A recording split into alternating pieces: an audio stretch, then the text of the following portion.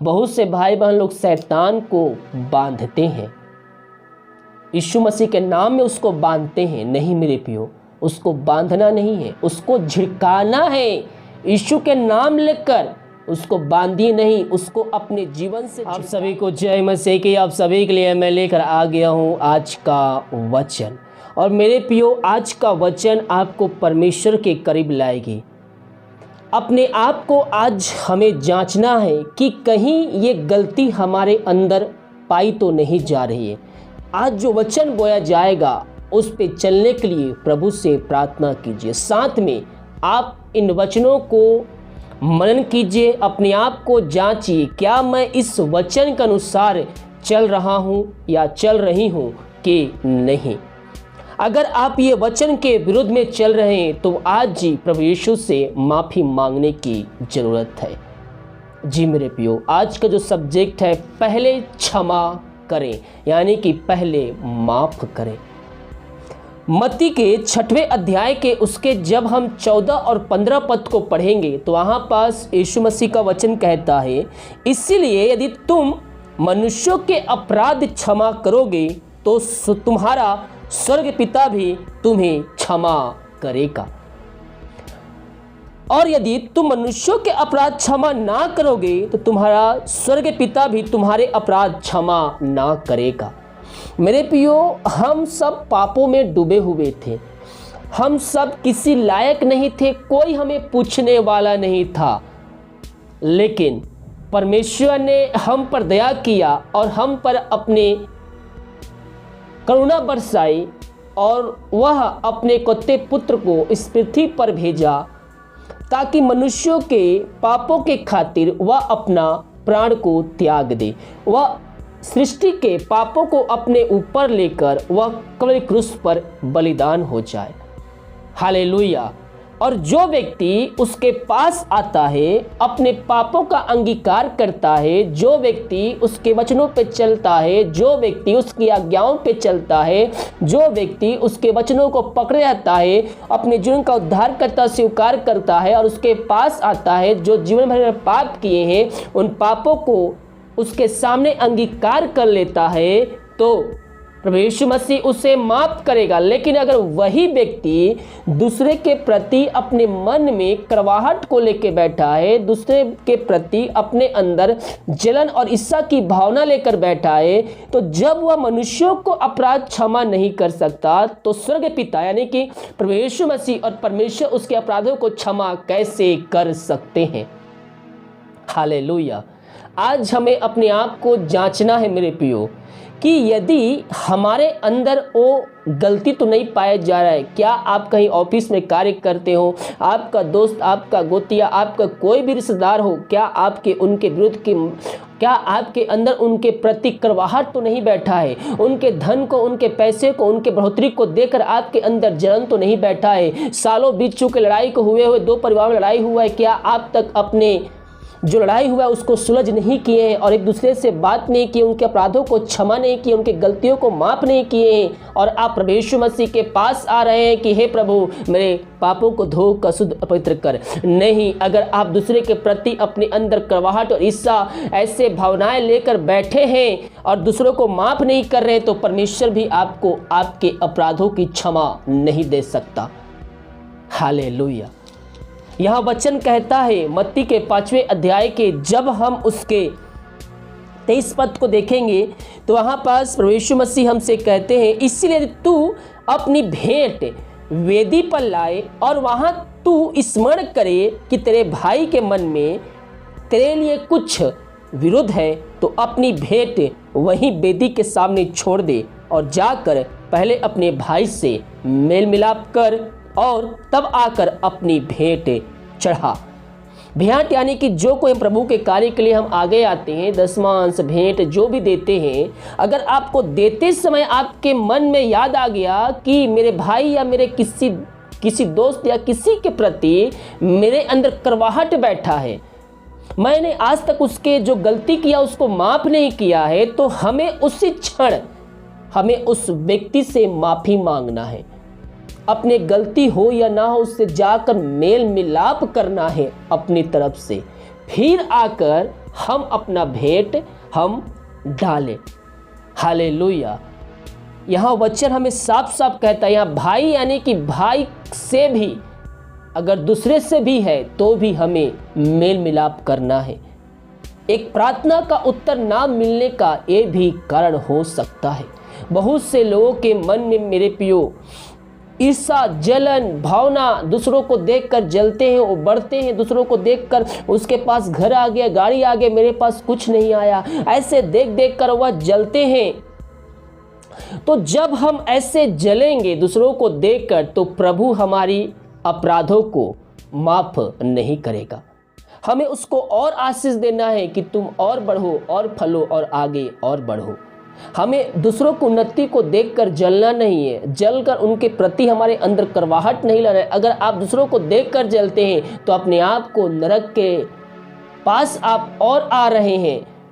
हमें स्वर्ग राज्य में बातों मन लगाना है, ना कि नरक के बातों पे हमें मन लगाना है।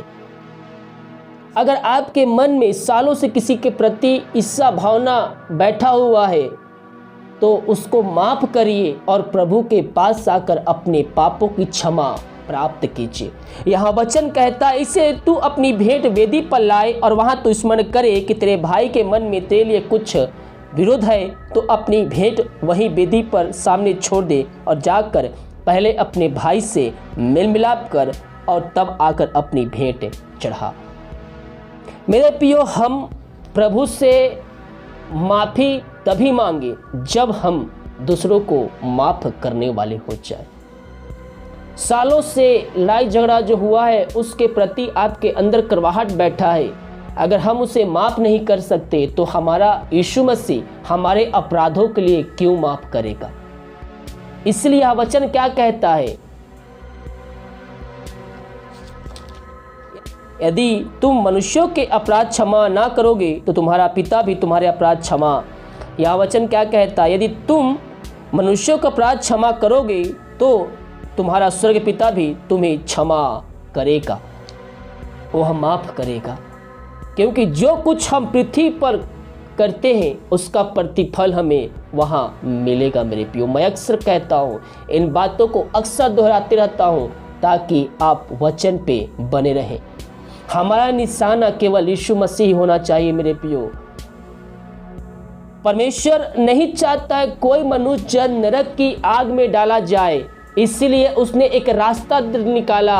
अगर परमेश्वर ने अपने कुत्ते पुत्र को इस पृथ्वी पर नहीं भेजता तो सब के सब नरक के लायक होते, इसीलिए उसने एक रास्ता निकाला, अपने कुत्ते पुत्र को इस पृथ्वी पर भेजा ताकि जो कोई उसके द्वारा पापों की क्षमा प्राप्त करे वह मेरे राज का सहभागी बनेगा। हालेलुया। हम जो कुछ यहाँ करते हैं सब हमें ऊपर में उसका प्रतिफल मिलेगा। मत्ती के 18वें अध्याय के जब हम उसके 18 पद से देखेंगे तो यहाँ पास प्रभु यीशु मसीह का वचन कहता है, मैं तुमसे सच सच कहता हूँ, जो कुछ तुम पृथ्वी पर बांधोगे वही स्वर्ग में बंधेगा और जो कुछ तुम पृथ्वी पर खोलोगे वही स्वर्ग में खुलेगा। यहाँ पास वचन क्या कहता है, जो कुछ हम पृथ्वी पर बांधेंगे वही वहाँ खुलेगा। हम सोचे, हम अपने आप को जांचे कि हम क्या खोल रहे हैं और क्या बांध रहे हैं। यह वचन कहता है, मैं तुमसे सच कहता हूँ, जो कुछ तुम पृथ्वी पर बांधोगे वह स्वर्ग में बंधेगा और जो कुछ तुम पृथ्वी पर खोलोगे वह स्वर्ग में खुलेगा। बहुत से भाई बहन लोग शैतान को बांधते हैं, यीशु मसीह के नाम में उसको बांधते हैं। नहीं मेरे प्रियो, उसको बांधना नहीं है, उसको झिड़काना है। यीशु के नाम लेकर उसको बांधिए नहीं, उसको अपने जीवन से झिड़काइए, अपने घरों से झिड़काइए। ये यीशु नाम में मैं तुझको आगे देता हूँ, मेरे घर से मेरे जीवन से निकल के चली जा। जो भी समस्याएं हैं उस समस्याओं को यीशु मसीह के नाम में विश्वास के साथ आज्ञा दीजिए, वह आपके जीवन से आपके घर से वह निकल के चले जाएगा। हालेलुया। हमें उसको बांधना नहीं है, हमें उसको झिड़काना है, हमें भगाना है अपने पास से। विश्वास में कायम होकर हमें उससे भगाना है। और कब भगा सकते हैं? जब हम विश्वास में मजबूत रहेंगे, वचनों में मजबूत रहेंगे, हम आत्मिक जीवन में जीते रहेंगे, तो हम उसको भगा सकते हैं, नहीं तो वह आपके ऊपर भी अटैक कर सकता है। जब हम आत्मिक रूप में आगे बढ़ेंगे, वचन हमारे हृदय में, प्रार्थना में हम समय बिताएंगे, प्रार्थना में जीवन बनेगा, हमारा जीवन प्रार्थना का जीवन होगा, तो यीशु नाम में भगाएंगे, वह भग जाएगा। हालेलुया। हम अपने आप को आज जांचें कि हम पृथ्वी पर क्या कार्य कर रहे हैं जिससे हम स्वर्ग जा सकते हैं। हालेलुया। मेरे प्रियो, हम यीशु मसीह को अपने जीवन का उद्धारकर्ता स्वीकार कर लिए हैं, तो हम उसके वचनों पे चलने वाले हो जाएं, हम उसकी आज्ञाओं पे चलने वाले हो जाएं।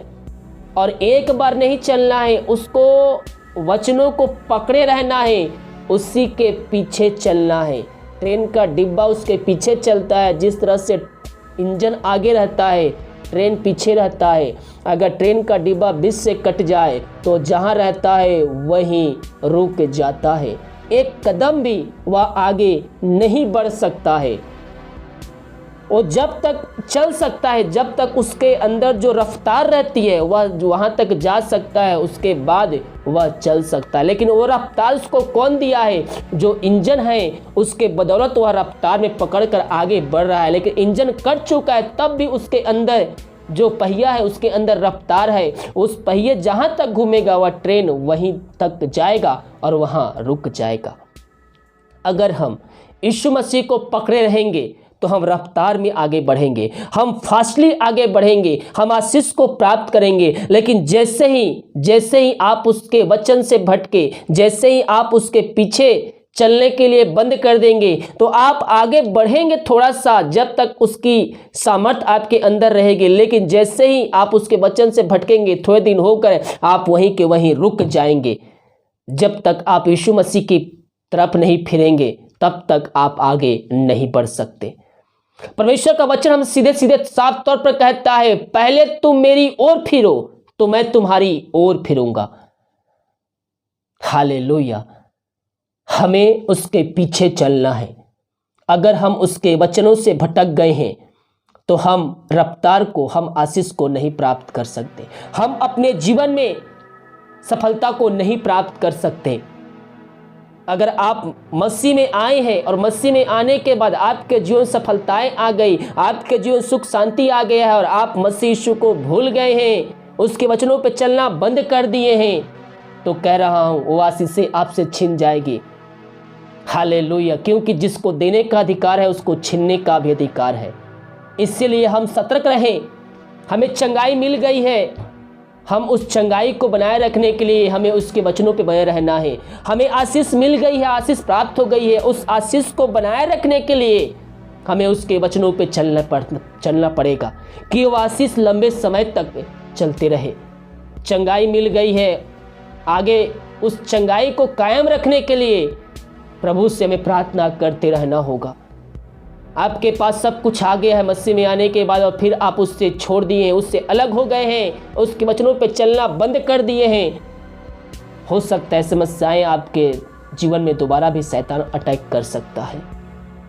इसीलिए अगर हम मसीह यीशु के राज में प्रवेश कर चुके हैं तो हमें उसी के पकड़े रहना है, उसी के वचनों पे हमें आगे बढ़ते रहना है।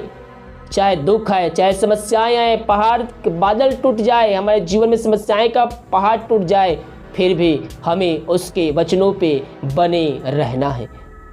हमें पीछे नहीं बल्कि हमें आगे बढ़ना है। जब विश्वास करेंगे हमारे जीवन में हर एक समस्याएं निकल जाएगी। हम शक करने वाले नहीं, संदेह करने वाले, बल्कि हम विश्वास करने वाले हो जाए। प्रभु इन वचनों को हम सबको आशीष प्रदान करे। आइए हम एक छोटी सी प्रार्थना की ओर जाते हैं। Hallelujah, hallelujah. धन्य यीशु राजा, धन्य यीशु राजा। Thank you Jesus. पिता परमेश्वर, इन सारे भाई बहनों को तेरे हाथों में सौंपते हैं जो वचन सुने हैं पिता, इनके जीवन में पिता परमेश्वर 30 गुना, 60 गुना, 100 गुना फलवंत होने पाए पिता। वचन सुनने वाले नहीं बल्कि वचनों पे चलने वाले हो जाए पिता परमेश्वर। ये तेरे राज में प्रवेश कर चुके हैं पिता। कोई बातें पिता परमेश्वर तेरे राज से इनको पिता परमेश्वर अलग ना कर सके पिता। हाँ प्रभु जी, इन सारे भाई बहनों को तेरे हाथों में सौंपते हैं। इन वचनों पे चलने में सहायता प्रदान करिए। पवित्र आत्मा के द्वारा पिता इनकी अगुवाई कीजिए पिता परमेश्वर, के वचनों पे चलने वाले हो जाए और उसके पीछे बने रहने वाले हो जाए पिता परमेश्वर। प्रभु जी जहाँ प्रार्थना चली वहाँ तेरे नाम की महिमा प्रकट होने पाए। हर एक व्यक्ति पापों की इच्छा प्राप्त करके अंत जीवन का सहभागी बन जाए। उनको पिता परमेश्वर तेरे हाथों में सौंपते हैं, जो चिंताओं में पड़े हुए हैं वो तेरे नाम से पिता चिंताओं छुटकारा पाने पाए, समस्याएं उनके जीवन से निकलने पाए पिता। पापी तेरी ओर फिर कर तुझको जीवन का उद्धार करता स्वीकार करके अंत जीवन का सहभागी बन जाए, यही प्रार्थना करते हैं। प्रार्थना सुना, धन्यवाद ईश्वर पिता जी, आशीष मांगते हैं, शुद्ध दया से ग्रहण कर। आमीन आमीन और आमीन। हालेलुया। वीडियो को लाइक कमेंट से कीजिए ताकि और भाई बहनों यीशु मसीह को जानकर अपने जीवन का उद्धार करते यीशु मसीह को स्वीकार करके अंत जीवन का सहभागी बन जाए। God bless you.